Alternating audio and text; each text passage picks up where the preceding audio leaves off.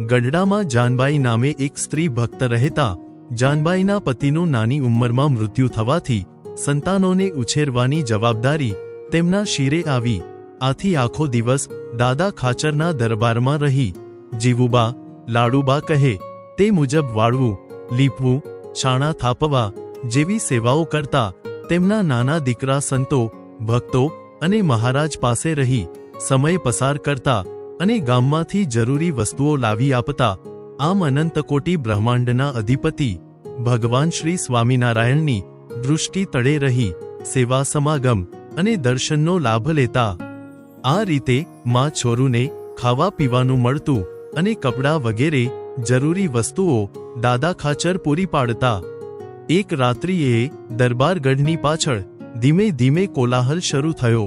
અરે બહુ કરી, ફૂલ જેવા કુમળા છોકરા રગડી પડ્યા. આ છોકરાઓના ક્યાં ભવના પાપ હશે કે બાપ તો ગયો, પણ આજથી માનો આશરો પણ છીનવાયો. ત્યાં દાદાના દરબારગઢની ડેલીની સાંકળ ખખડી.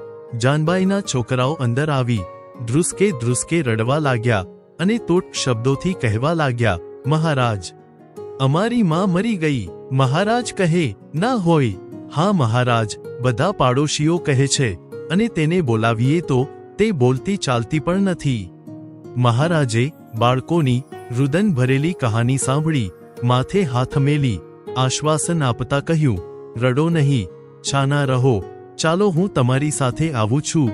એમ કહી તેનું દુઃખ ટાળવા સ્વયં શ્રીહરિ ખભે ખેસ નાખીને બંને છોકરા સાથે તેમને ઘેર આવવા નીકળ્યા. ચાકડીના ચટક ચટક ચટાકા બોલાવતા સ્વામિનારાયણ ભગવાન દરબારગઢ વળોંટીને તેના ઘર નજીક પહોંચ્યા. ત્યાં ખડકી બહાર ઊભેલી પાડોશી બાઈઓ કટાક્ષ કરતી ચણભણાટમાં બોલતી હતી. અલીતું હતી તોય કાની ન કરી શકી.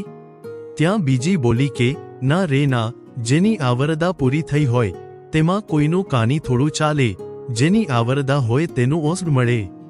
એવામાં મહારાજ તેમની નજીક આવ્યા ત્યારે પેલી બટક બોલી, ઘાચણ સૌને સંભળાવવા હળવે સાદે બોલી, લ્યો જાનબાઈ તો હાલી ગઈ. આ નાના છોકરાઓ બિચારા રગડી પડ્યા અને આ ચાકડીના ચટ ચટ ચટાકા બોલાવતા જાય છે, તે શું એનામાં ઈ જીવ ઘાલી દેશે? ત્યારે શ્રીજી મહારાજ ઊભા રહીને બોલ્યા કે, હું નહીં તો તું જીવ ઘાલવાની હતી. એમ કહી મહારાજે શેરીમાંથી જાનબાઈની ખડકીમાં પ્રવેશી તેના ખાટલા પાસે ઊભા રહી બૂમ મારી, જાનબાઈ, ઓ જાનબાઈ, આમ શું ઘેરી નિંદરમાં ઘેરાઈ પડી છો? ક્યાં સુધી ઊંઘતી રહીશ? તારા છોકરાઓ સામે તો જો, બિચારા રડી રડીને અરધા થઈ ગયા છે. ઉઠ, હવે ઊભી થા. મહારાજનો પડકારો સાંભળતા તેના દેહમાં જીવ આવ્યો અને વીજળીના ઝબકારાની જેમ આંખો ખોલી ચકડ વકડ ચારે તરફ જોવા લાગી. આ બાજુ શેરીમાં ઊભેલી ઘાંચણે જાનબાઈનો વાતો કરવાનો અવાજ સાંભળ્યો. તેની આંખો પહોળી થઈ ગઈ. તેની દૃષ્ટિ જાનબાઈની ખડકી તરફ મંડાઈ ત્યારે છોકરાઓ સાથે વીંટળાયેલા જાનબાઈને જોયા. તે અતિ આશ્ચર્ય પામી અને મનોમન વિચારવા લાગી કે ચાકડીના ચટાકા બોલાવનાર સ્વામિનારાયણે છોકરાના દુઃખે દુઃખી થઈ તેની માતાના દેહમાં પ્રાણ પૂર્યા ખરા. તે ગરીબના બેલી સ્વામિનારાયણને મનોમન વંદી રહી. સર્વ જગતનો દોરી સંચાર જેના હાથમાં છે એવા ભગવાન શ્રી સ્વામિનારાયણ જાનબાઈના જીવમાં જીવ પૂરી દાદા ખાચરના દરબારમાં પધાર્યા. આવા હતા ગરીબના બેલી સ્વામિનારાયણ ભગવાન. જય સ્વામિનારાયણ દયાળુ. આપને આ વિડિયો પસંદ આવ્યો હોય તો અમારી ચેનલને સબસ્ક્રાઇબ કરો, લાઇક કરો અને દરેક સત્સંગીઓને શેર કરો.